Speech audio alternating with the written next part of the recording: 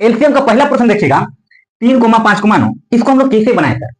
LCM को तो आप लोग बचपन से पढ़ते हैं, लेकिन आज हम लोग न्यू तरीका को सीखेंगे एलसीएम बनाने का। तो चलिए सीखते हैं। 3,5,9 तो 3 देखिएगा, 3 से कोई भी संख्या कट रहा है क्या?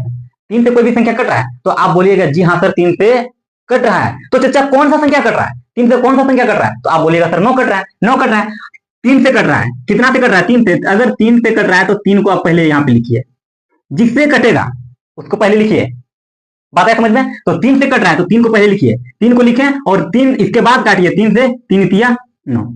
क्लियर है? क्लियर है।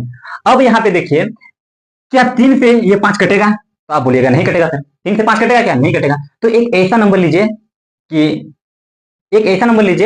वो नंबर से दोनों संख्या कटना चाहिए।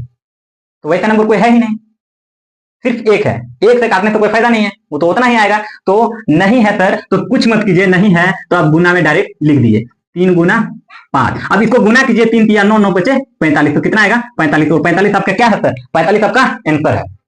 कोई डाउट है? नहीं है।